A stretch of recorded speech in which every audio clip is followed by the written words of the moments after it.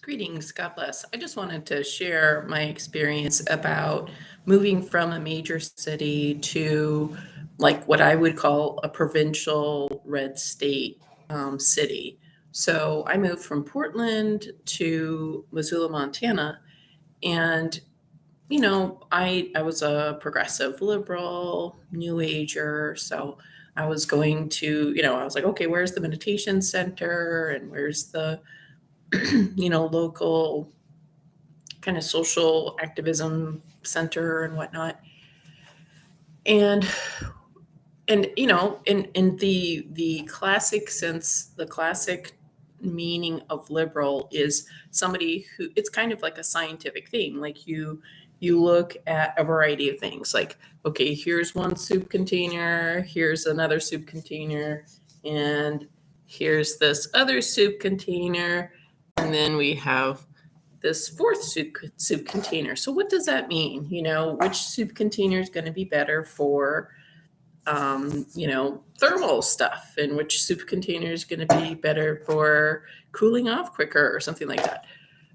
So, it's like the scientific method is something where you take in the information you have and you're able to come out with repeatable results that anywhere across the world, across different belief systems, will come to the realization that this would be a good thing to keep something warm, and that something wide will allow it to cool off and thin structure. So, and I know it's kind of strange to like talk about politics and science and, making a parallel or whatever, but, that's if we look at like Greek history or whatever, um, science did derive from, or politics, or yeah. The folks who were talking about politics were also talking about science at the time. And my point is that being liberal means you assess the information rather than do censorship, rather than try to kill somebody, rather than trying to cancel somebody, make them lose their job and break up their family and steal their children. That's not the classic liberal. That's some type of totalitarian fascist cult that would ever think that's the correct thing to do. But when I moved, so when I was living in Portland, Oregon, there was, it was the land of the misfit toys. Like everybody was like trying to be so edgy and unique that it was just commonplace. Everybody had blue hair or pink hair or wearing quirky, like cartoon clothes or something like that. And, whatever your orientation was, that was just whatever, who cares? Because everybody had their own story. Everybody had their own thing that they were doing.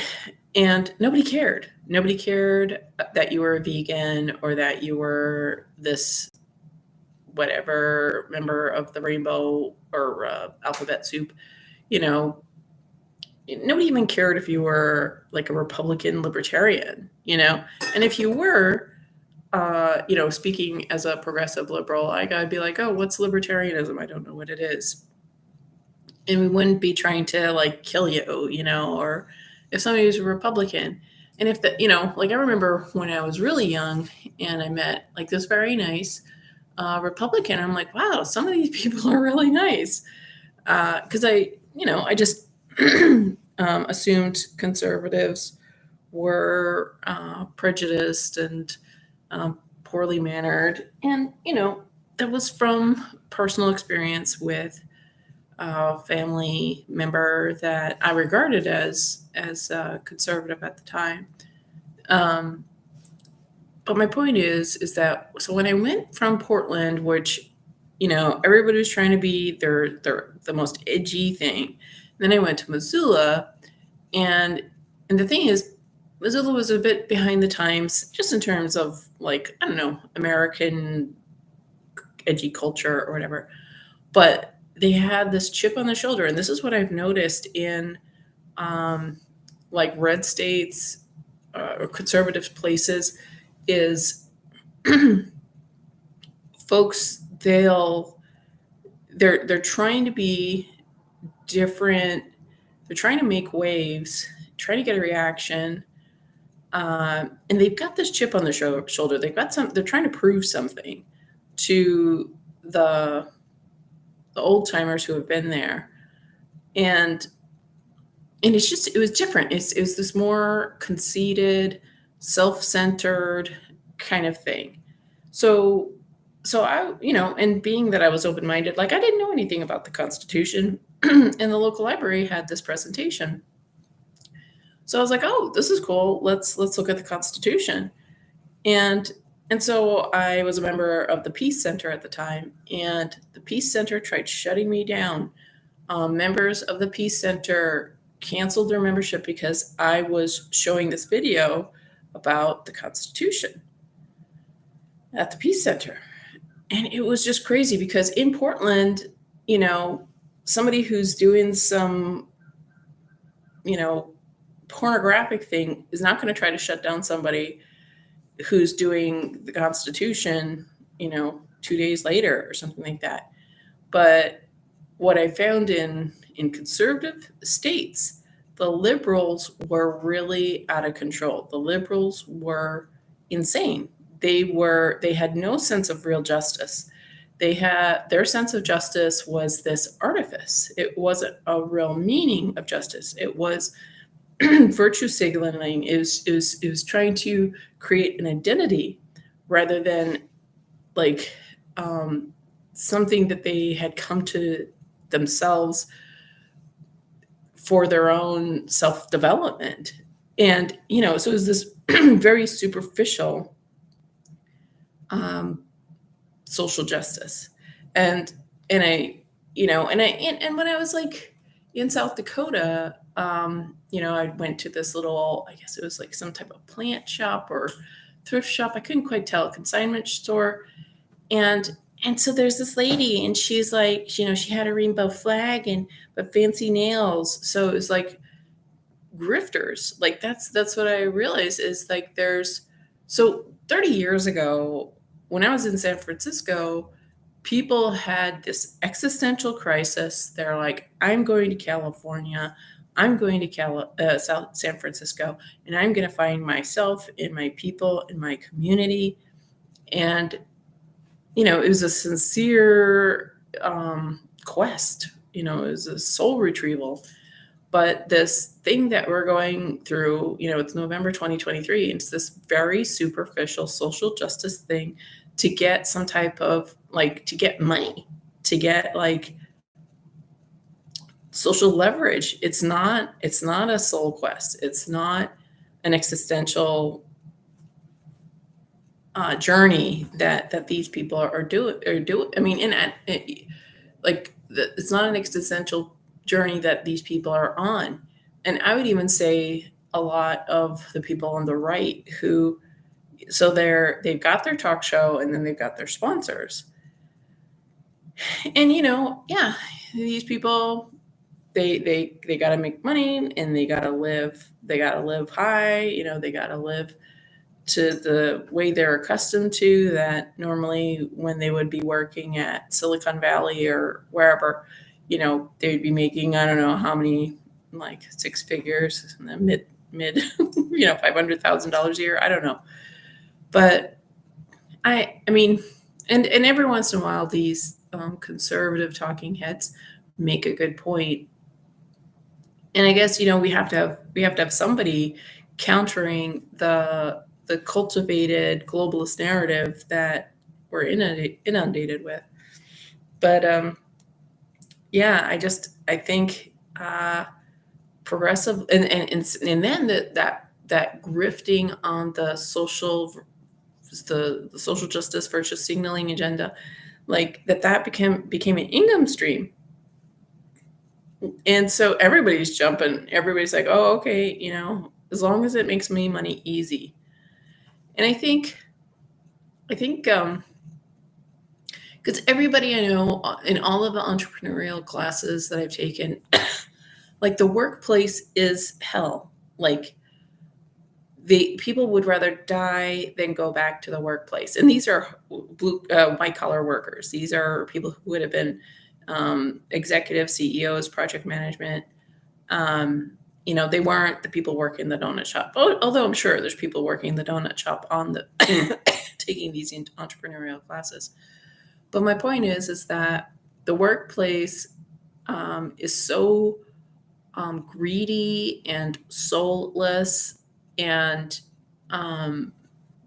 just, in my opinion, in my personal experience, that like nobody wants to be there, even if you're a white collar worker. And all the time I hear conservatives complaining, even just people I meet, they're like, nobody wants to work. No, if there was housing that was affordable, if there were apartments available for $600 a month, and you had $600 apartments, efficiencies, you'd have so many people moving there to work at the donut shop. Happy to work at the donut shop if it was walking distance. But nobody wants to do that. Everybody wants employees to work for free. Because that's what employees are doing. If they're working like a $10 an hour job, 20 hours a week or something like that, working to death in bad environments where it's very loud, it's very hot, it's toxic smells, there are very little protections for workers. And then the worker has to commute, take care of their car, spend whatever hundreds of dollars a month on insurance and car maintenance and gas. And then they have to go to their overpriced apartment, like that's a slum, not get a good rest, and try to have energy to make it back to the horrible job. And then people will have the nerve, well, that person should go get a second job, or that person should go get a master's degree, as if all of these things are possible, as if it is easy to work a second job, and like, 40 years ago, it was like against, like many companies' policies. They didn't want people working two jobs because that person would be so depleted and distracted, they weren't doing a good job. But now it's just the norm. Now, like, companies are like, they think that they're getting a profit by gouging their employees, not giving them sufficient hours, not giving them sufficient benefits. Like, companies are doing everything they can to deprive to giving the minimum of what an employee can barely survive on. And then their corporate executives are, getting $1 million, bonuses or whatever. And none of these crony corporations see this. And I mean, I think even like small business owners, folks are like, nobody wants to work. So, and then they get like Mexicans, then they're like, well, we'll get illegals to work for slave labor, slave wages. And the thing is, there'll be a whole family. Like, it's not just one Mexican renting an apartment, they'll have their whole family.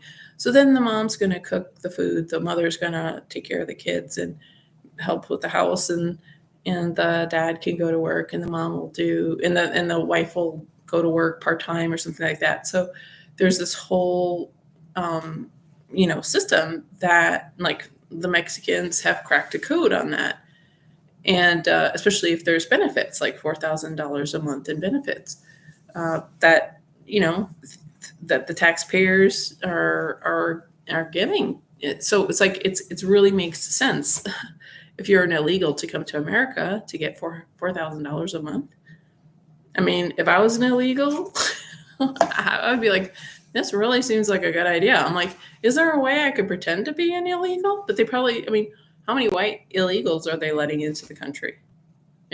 Like, I don't think any, right? I mean, it's Latino, Middle Eastern, African, and Asian. That's all crossing the borders. Like, wouldn't somebody from Switzerland or Ireland or England want to, So anyways, yeah, I just find it contemptible how these fake liberals are just uh, they're just very superficial, and they're mean people. They want to they're destructive people.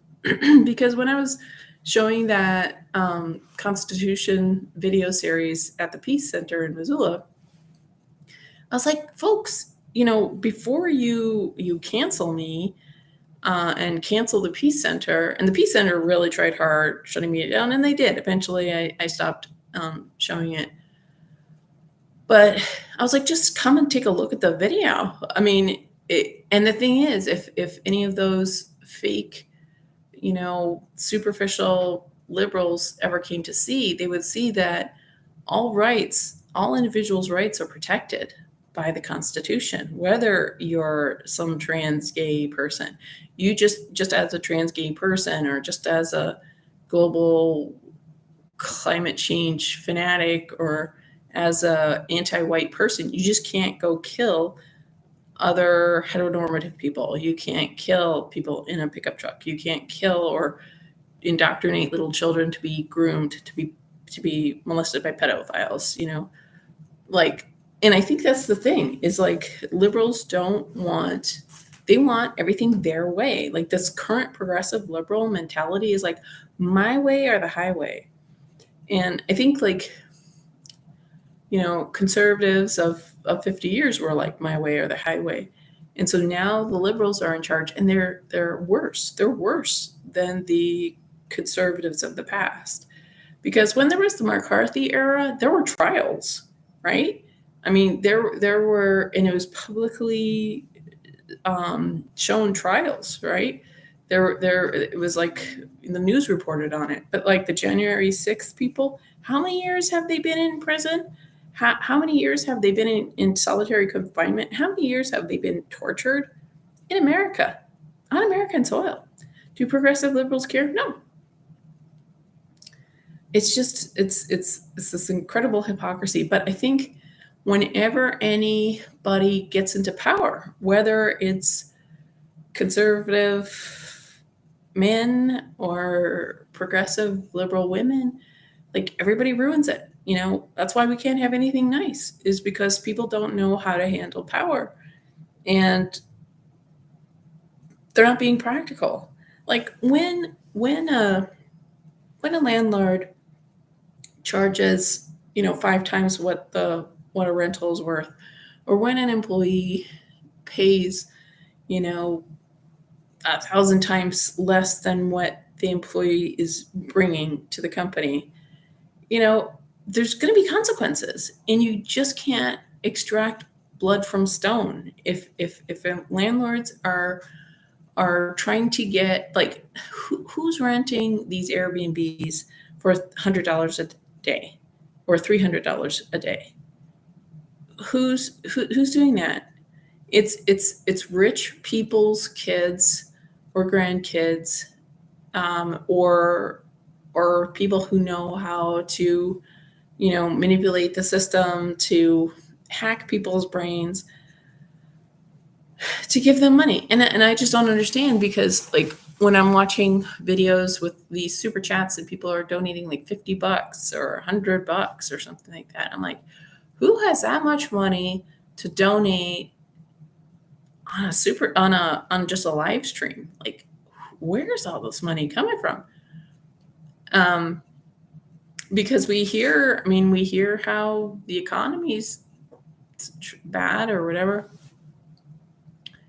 So I'm thinking that those who are spending money, like $100, $300 for a room, for an Airbnb or hotel room, but Airbnbs are the real culprit, because that was housing. That was where people lived day after day for years. But then once this Airbnb thing took off, then landlords are like, oh, I can make, instead of 1,000, I can make 10,000 on this.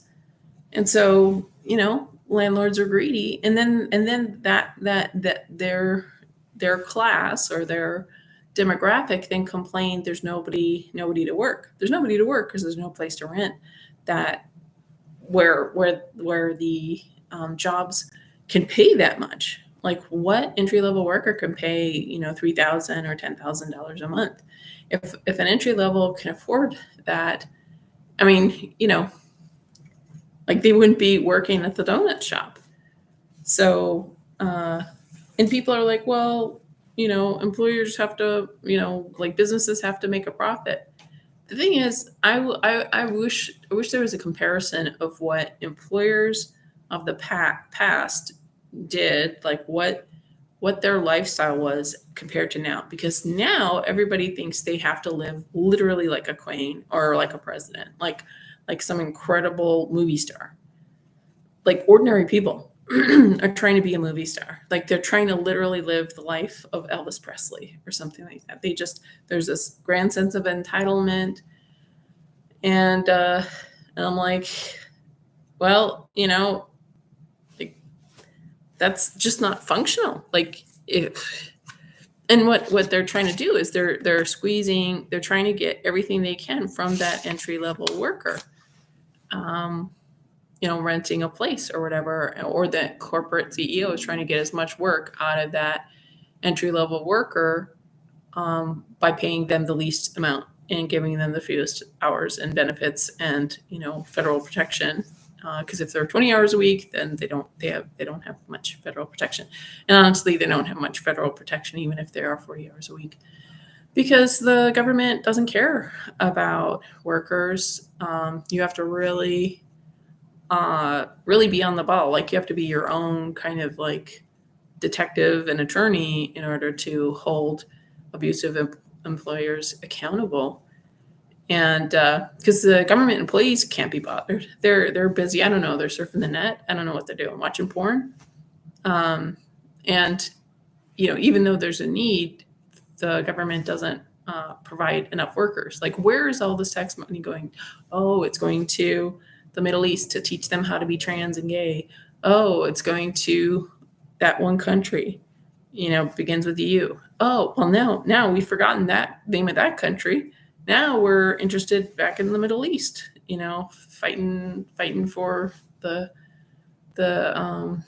folks attacking the country that begins with an I. It's like, and the liberals do not even see they either don't want to pay attention to the news, or they don't want to see the problem. It's like it's very disappointing. It's discouraging, and it's pathetic, and it's despicable. And I like these people. They're capable enough to get their hair done and their nails done and a remodel on their kitchen and make travel plans to go to Italy and make sure their kids get to soccer and to their debate class, or so these people are capable people who are ignoring the situation, what's going on in America and what's going on in the world. And I guess I'm just angry. I'm like, would you please just look around you? Like, would you please just care? Would you please be a sincere human with integrity?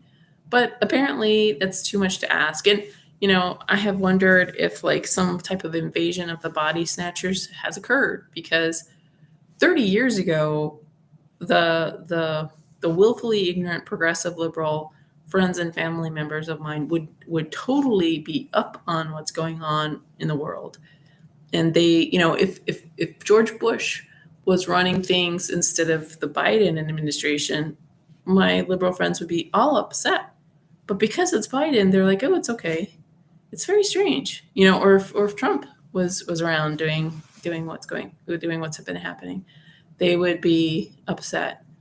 But like when Trump was president, and I was like, yeah, he's part of the Illuminati. He's a female to male transsexual, and his wife is a male to female. Like, it's so strange because these people, everybody had Trump derangement syndrome. They hated Trump, but they refused to say the Illuminati was real, that he was a part of it, and that he was, a satanic person doing the pan oath and appearing the opposite of his biological gender. Even though they hated Trump with a passion, they wanted to kill him and his children and anybody who liked Trump. It is just very strange. It's like if I really hate somebody with an unthinkable, uncontrollable passion, and somebody's like, yeah, and they're this and that and the other, I would be like, really, But instead, they defended him. They're like, no, that's not true. He's not satanic. He's not Illuminati, and I'm like, what is going on here? Like, is it me? It probably is me, because so I'm just like, did some invasion of the body snatchers thing happen? Because these liberals of today would be hating like who they were 40, 50 years ago. They would have hated themselves up today. They would have hated somebody forcing people to mask, forcing people to get injections, forcing people to get nasally, their cribriform plate broken. They would have hated that. But like now they're like, oh, you got to do it, And I'm just like, who is this person? Who took my family members and my close friends and replaced them with lookalikes who are crappy members of the human race, and they think that they're so noble. It's very, and so what happened in World War II in Germany and the National Socialist Party, they were all self-righteous. I mean, clearly that same kind of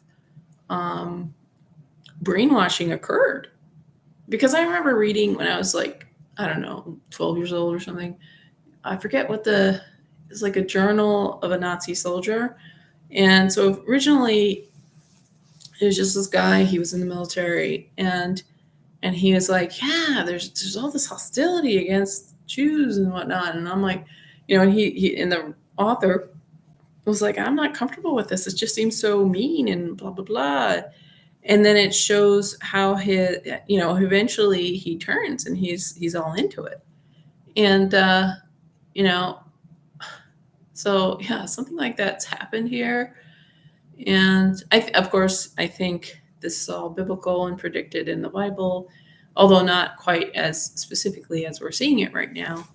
But yeah, I just think the answer is Jesus and 1 Corinthians 15, 1-4, that people have to believe in Jesus and believe on the shed blood, paying for our sins. And because this is just satanic, like this complete lack of integrity, this superficial social justice behavior, this grifting, this just exploiting this latest poster child of the month issue just so somebody could get their $1,000 shoes or something like that. I mean, it's like, where are people's integrity? Like, it's gone. And I think it went when women, I think it was like during Obama's presidential term, there was like the year of the woman was declared. And so like women were the new men, like women were the new authority.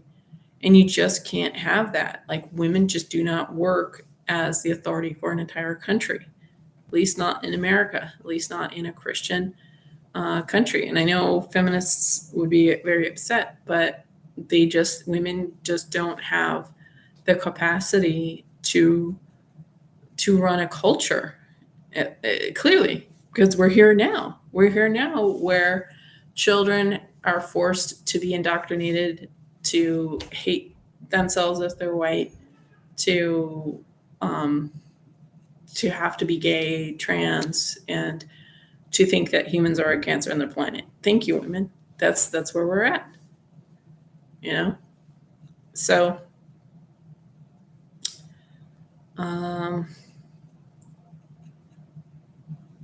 yeah, and I just think that liberals in conservative areas are some of the most toxic people, because they've got this chip on their shoulder. They've got this like something to prove. And they really just need to go live in LA or San Francisco or Portland or New York and realize they're no big deal. They are nothing special. You are not special. And that's the thing is I think like a progressive liberal, whether they're doing this, that, or the other kind of like edgy thing, like they're trying to be seen, they're trying to be special, they're trying to get attention. And the thing is they're not, they're just some selfish, egotistical big baby that wants attention, and so they're doing something that they had gotten some reactions from, but they're not even worth that attention. And so then they get worse and worse. Like people know it's not that person doing that edgy thing is not worth the attention. And what I think, like these okay, so there's people who are paid because there's this top down, like this whole CRT, LBGT, pro trans, pro sex change operation for children. This humans are a cancer on the planet. This is a top down thing. It's not like locals, it's not like even the liberals are like, oh yeah, I'm really seeing the world coming to end. And I mean, what I notice of these liberals is they all drive cars. Each one of them have a car. Each one of them drives for hours on the weekend to get away somewhere or cross country or something. They or they fly. Like they are the biggest ecological hypocrites in the world. They'll ride a bike once a week or something and claim to be a bike activist. I saw this personally when I was in Portland when I was a walker. And I was walking in terrible weather, waiting for the bus in terrible weather and scary, sketchy parts of the city. And like I got shade by these people who drove cars for not being ecological enough. It was very strange. And that's the thing, like it's a mental illness. I'm beginning to think that this current wave of progressive liberalism is a mental illness. I'm not up on terminology, but what I notice of people who are very like vociferous, very hostile, very provocative, or angry, is like they're unhinged. Like they think that you don't even have a right to have a different opinion in your own mind. Like, what is up with that? I mean, if I like meat and potatoes and you like sushi, so I don't get to like meat and potatoes even in my own mind? Or if I like sushi and you like meat and potatoes, I don't get to like sushi in my own mind? I mean, that's what exactly is going on. And what's this insecurity about? That's the thing. Is like when I was living in progressive liberal cities, people were like, yeah, you can have meat and potatoes or you can have sushi. I don't care. But now, like liberals are like, you don't get to think any different than how I think. Like, where did these aliens come from? Because this is not even the original left. This is not the original. These are not the original liberals of 30 years ago. And if the original liberals of 30 years ago who were making influence, saw this, like the sincere ones, not the Illuminati plants, that were engineering society, but just like regular people, they would have been like, okay, this is wrong. The left is wrong. This liberal thing has to stop.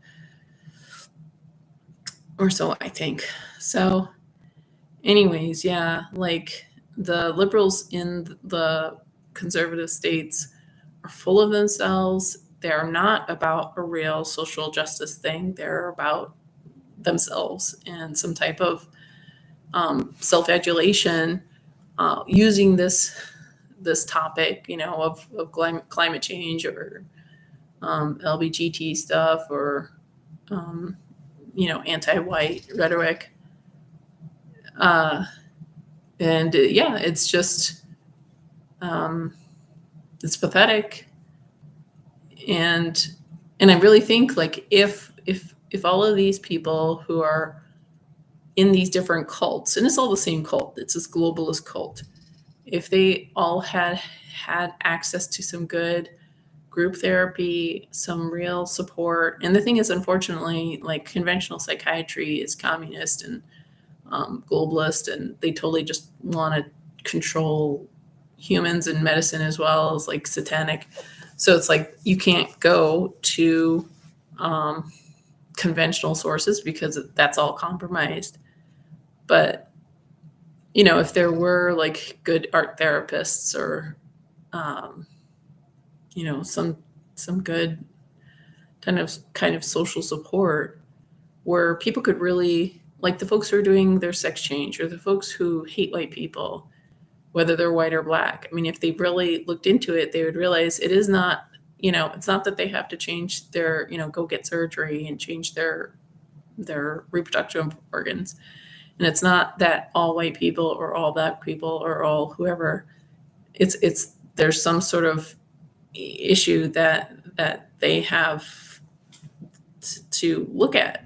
And I'm not saying that there aren't external influences. Of course there are, but um,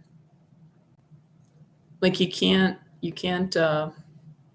like these different cults that are trying to destroy Western culture and humanity. Like there's like this systemic attack is not good. It's like and what I'm saying is that those people who are so angry, if they just got the help that they needed, maybe we would be, maybe they would come to some peace. And of course, though, there are these psychopaths, and I think like psychopathy and sociopathy, I think it's been engineered, and I think it's been facilitated by social workers. I think social workers have gone into some places and were like, yes, white people harmed you, even though that's a white social worker. I think that's what's happened because when I was a kid in New York City, like there was not this weird